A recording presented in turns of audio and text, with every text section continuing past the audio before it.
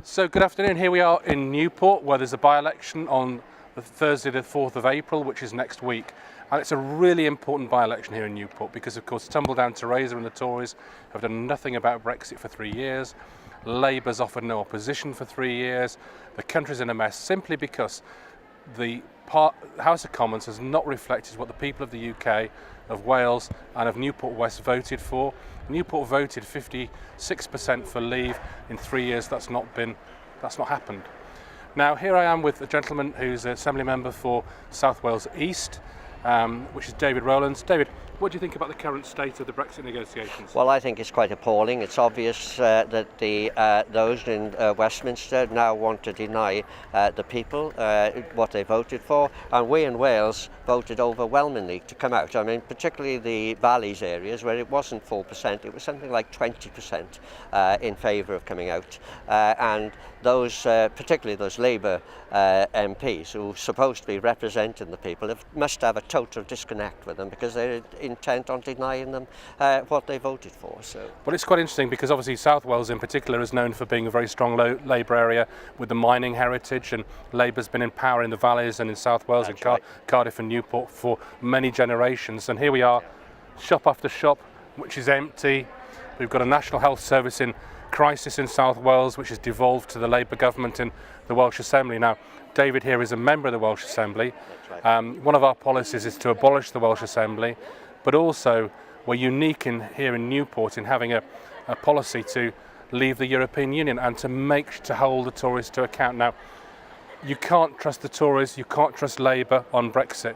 2017, Leave voters here in Newport West and in the rest of South Wales voted for Labour or Conservative, trusting them, believing in them, having confidence in them that they would implement the vote, implement the result of the 2016 referendum, whereby people in Newport West voted to leave. Now, David's the local Assembly member. David, I think what we've got to remember, of course, is that we've been virtually a one-party state ever since the inception of the Assembly, and that's Labour has controlled it. And we're at the bottom of the league with just about every parameter that you want to measure in education, in the economy, in jobs, although now we do have a good boost from jobs in South Wales, as the rest of the country has. But having said that, that's not down to the Labour Party. So what have been the benefits of the Welsh Assembly? Very, very few. If you really look at it, it's benefited certain sectors of the Welsh. Well, the members, the Labour, basically, yeah, the members, and a great, of course, Wales has a great volume of the public services sectors, and they have obviously been the recipients of huge amounts of money. But we have this situation where there is the third sector, which are the charities, etc., and they have been nurtured by the Welsh Assembly to give jobs to their apparatchiks, and that's. But they've not created wealth in South Wales. They've not created wealth in Newport because they are quangos, effectively. Well, they are. They're absolute quangos. I mean, they had something running called Communities First in Wales. It ran from 2001 to 2016. They spent £410 million on it, and it created very, very few jobs. Now, one would have to ask oneself, if they gave £1 million to 410 proven entrepreneurs, with obviously with the checks and balances, seed capital, how many jobs would they have created, real jobs, and not just paper jobs? Well, the problem with public sector jobs is of course they're not creating wealth, and we need a culture of entrepreneurism here in Wales. Well, that's right. You know, and there are plenty of people out there who are entrepreneurs. I mean, we're no different to any other part of the UK, and we've been, as you know, the UK has been one of the greatest countries, the United Kingdom, for creation of ideas and work and jobs. So we're no different in Wales, but they're getting no help at all. Well, the problem I think is that when you have it's rather like the old Soviet Union or Eastern Europe, isn't it? When you have a command economy that basically doesn't create wealth, you know, at the end of the day, ultimately it has to cease. And I guess Well, that's right, and that's the situation we're in at the moment. They've been able to blame the Tory government because of this austerity business, but they can't carry on doing that. And even now, there are people, even on the Labour benches, who are starting to say, look, we can't keep on doing this.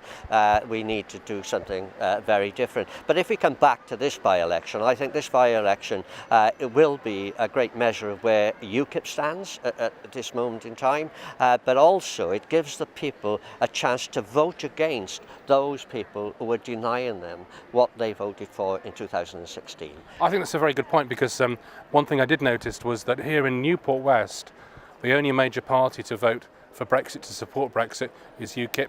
The only major party to support the abolition of the Welsh Assembly is UKIP. Now, That's right. if you're a Remainer here in Newport West, it seems to me you're spoilt for choice. You can vote Labour, you can vote Conservative, you can vote Liberal Democrat, you can vote Green, you can vote Pride Cymru. I mean, it'd be great to be a Remainer here. You've got so much choice. Well, that's right. But if you're a Leaver, there's only one party you can vote for. Absolutely. Remember, Newport voted 56% last time, 3 years ago nearly, for Brexit. We've had tumble-down Theresa. She's done nothing about it.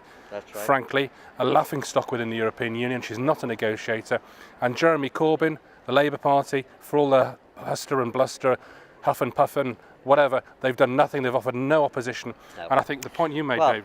And I was out this morning, just doing my own shopping. Two people who know me well came up to me and said, look, David, we were Remainers, we voted to remain, but after this, it's been absolutely appalling, and we would vote to leave.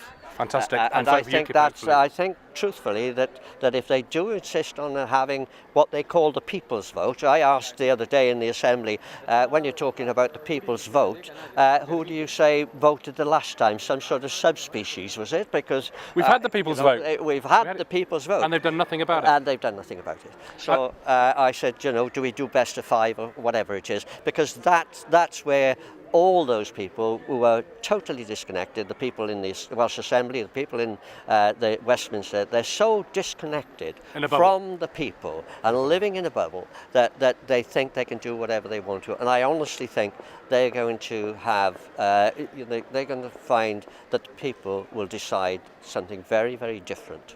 Well, I believe you're right. And if you want to send them, if you live in Newport West, you've got an opportunity next week on the 4th of April to send a message from Wales all the way directly to Westminster and to Brussels. Brussels, we want the Brexit that people voted for 3 years ago. Right. Westminster, Wales wants the Brexit people voted for. Yeah. Vote Neil for Newport. Vote Neil Hamilton for Newport Thursday, 4th of April. And when we come to 2021, let's send a message to the Welsh Assembly in Cardiff Bay and vote David Rowlands for South East Wales, or Wales South East. Thank you very much indeed, David. Cheers. Bye. Stay. If you want to support a return to proper parliamentary democracy and for Britain to unite to make a success of Brexit, join UKIP today. Go to www.ukip.org